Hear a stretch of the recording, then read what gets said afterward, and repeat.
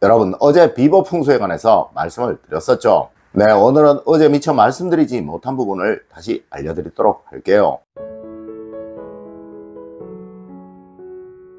여러분, 안녕하세요. 이정민입니다. 여러분, 비보라는 것은 쉽게 말해 불행을 막는 방법입니다. 실제로 엉터리 무속인들이나 잘 모르는 철학관들에서는 불행이 생긴 사람들에게 무슨 굿을 하라느니 또 무슨 액마기를 하라느니 하고 말을 하는데, 이런 것은 절대 여러분의 불행을 막을 수 없고 또 이미 생긴 불행을 해결할 수는 없다는 거예요. 맞습니다. 풍수는 이런 불행이 생기지 않도록 항상 예방책을 말하는데, 이 비보 풍수가 바로 그것이라는 것입니다. 네, 이렇게 하시면 절대 어느 집이든 불행이 생기지 않게 된다는 것이죠. 혹시 여러분의 집이 여기에 해당이 되신다면 꼭 알려드리는 대로 하세요. 첫 번째로, 여러분 현관이 좁다면 무조건 이것은 하십시오. 여러분, 현관이 좁다는 것은 복도를 걸어 들어와야 한다는 이야기인 거예요. 네, 우리 풍수에서는 좁은 길을 걸어 들어와 있는 곳에 입구를 정말 좋지 않게 이야기를 합니다. 하여 세상 어느 고택들이든 무조건 대문이 있는 곳은 넓게 보이고 또 탁 트여 있는 거예요. 하지만 현대는 아파트 생활이 많고 또 주택도 집들이 워낙 많아 좁은 골목들을 걸어 들어와야 하는 곳들이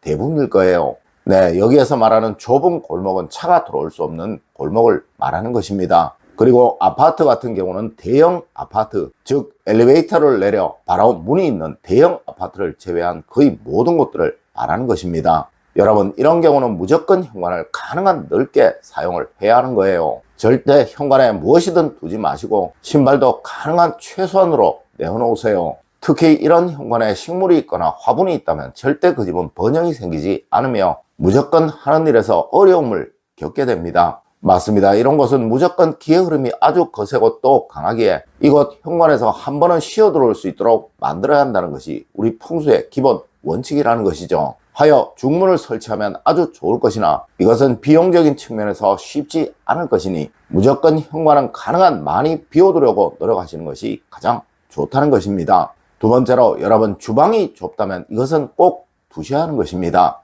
여러분, 주방이 좁게 되면 무조건 어수선할 수밖에 없으며 또한 환기에 어려움을 겪을 수밖에 없습니다. 이곳 주방은 여러분의 가정의 돈복을 말하는 것이고 또 앞서의 두 가지는 돈복을 막는 최악의 것인 거예요. 맞습니다. 우리 풍수에서는 주방 싱크대 위나 식탁 위에 아무것도 없고 또 단정해 보여야 부가 생성된다고 말을 하는데, 만일 주방이 좁다면 이런 상태가 만들어지기 참 어렵다는 것이죠. 하여 이런 집들은 수납장이 많아야 하는데 이건 역시 부족한 경우가 참 많을 것입니다. 네, 이런 집은 물이 나가는 곳이 항상 비어 있는 것이 너무나 중요합니다. 여러분, 만일 여러분의 집이 이런 집이라면 항상 싱크대 볼 안에 신경을 쓰세요. 가능한 이곳에는 무엇이든 들어있지 않게 하시고 특히 설거지거리가 쌓여져 있지 않게 하세요. 네, 그리하면 분명 부는 조금씩 쌓이게 될 것입니다. 세 번째로, 여러분 집이 남향이라면 이것은 무조건 두십시오. 여러분, 집이 남향이라면 화기가 무조건 강한 터이며 또 이로 인해 금기는 무조건 약한 터가 될 수밖에 없는 것입니다. 네, 금기는 수학을 말하고 결실을 말하는 것이라 항상 그 집은 노력에 비해 성과가 약한 집이 된다는 것을 의미한다는 것이죠. 여러분, 하여 이런 집에서는 무조건인 거예요. 거실에 금속으로 된 무엇인가가 놓여져 있어야 하는데 이것은 가능한 현대적인 것이 좋고 첨단적인 것이나 예술적인 것이 좋습니다. 네, 저희 집도 남향이라 저는 거실에 컴퓨터 책상을 두고 그 책상 위에 이것을 올려 두었습니다. 물론 여러분들은 다른 것을 두셔도 됩니다. 창가에 작은 티테이블을 두셔도 되고 또 흰색의 물건이라면 무엇이나 두셔도 된다는 것이죠. 네 번째로, 여러분 집이 낮다면 꼭 집안에 도자기를 두세요. 여러분, 집이 낮다는 것은 여러분이 사시는 동네를 기준으로 낮은 쪽의 집인가를 보시면 되는 거예요. 물론 아파트의 경우라면 상대적으로 저층, 즉 3층 이하 정도가 되겠죠. 네, 이런 경우라면 집안 어디든 도자기로 된 물건이 있으면 아주 좋습니다. 네, 주방에서 사용하는 식기가 도자기 종류여도 되고 또 아니면 장식장 위에 도자기 제품을 하나 올려두셔도 됩니다. 이렇게 하시면 절대 그 가정에는 결과운이 나쁜 일은 생기지 않을 것이며 또한 노력하시는 만큼의 늘 결실을 얻는 경험을 하시게 될 것입니다.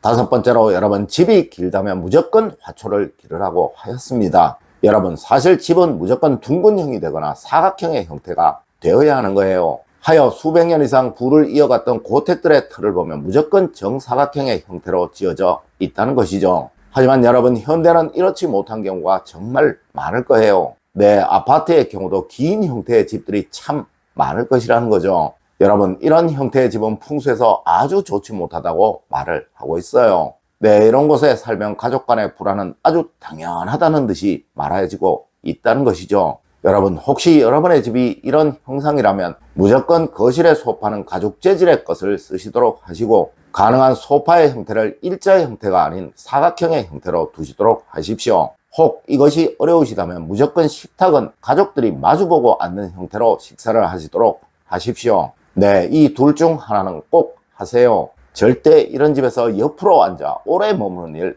없어야 합니다. 여섯 번째로, 여러분, 화장실에 이것은 무조건 하세요. 그래야 부가 세지 않습니다. 여러분, 현대 풍수 인테리어에서 말하는 화장실의 가장 중요한 조건은 바로 환기이며 또 물의 사용이며 청결입니다. 네, 이 중 저는 환기와 물의 사용법을 가장 중요하다고 늘 말씀을 드리는데요. 먼저 화장실에 환기가 잘 되지 않으면 절대 그 집에는 부가 쌓이지를 않게 됩니다. 그리고 또 화장실에는 절대 물을 모아두면 안 되는 거예요. 네, 욕조의 물도 사용을 하고 나면 바로 배출을 해야 하고, 또 세면대에도 절대 물이 고여져 있어서는 안 된다는 것이죠. 하지만 여러분, 항상 화장실에 물을 모아두어야 하는 곳이 있습니다. 네, 바로 변기예요. 맞습니다. 이 변기는 1년 12달 늘 물이 고여져 있어야 하는 곳이죠.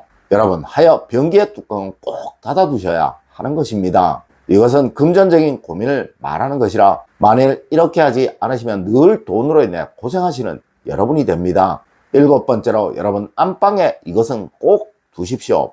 모든 불행을 막을 것입니다. 여러분, 안방은 그 집안의 중심이 되는 곳입니다. 네, 이것이 잘못되어 있으면 절대 그 집은 잘 될 수가 없어요. 하지만 사실 대부분의 사람들이 안방하면 침대 위치만 생각을 하시는데, 네, 이거보다 훨씬 중요한 비보 한 가지가 있다는 것이죠. 맞습니다. 그것은 바로 부부의 즐거움이 보이는 사진입니다. 여러분, 이것은 안방에 무조건 있어야 하는 거예요. 혹시 혼자 사시는 분들이시라면 자신의 즐거움이 보이는 사진을 두셔도 됩니다. 여러분, 이것 하나는 꼭 명심하세요. 안방에서 행복이 보이지 않으면 절대 그 집은 뭐든 잘 될 수가 없다는 것을 말입니다. 여덟 번째로, 여러분, 풍수에서 거실에 이것은 환자를 만든다고 하였습니다.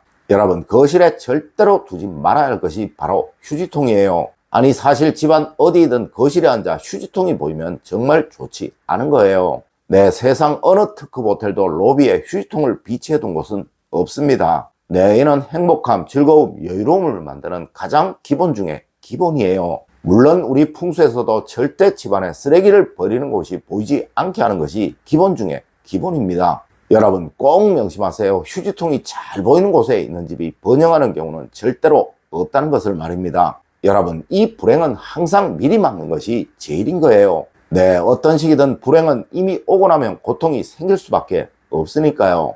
여러분, 오늘 제가 알려드린 이야기 꼭 명심하셔서 늘 불행이 없는 행복한 가정이 되시길 기원드리며 오늘의 이야기를 마치도록 하겠습니다. 늘 올바른 학문과 올바른 지식을 여러분들께 전하도록 노력하겠습니다. 여러분, 긴 시간 감사드립니다. 감사합니다.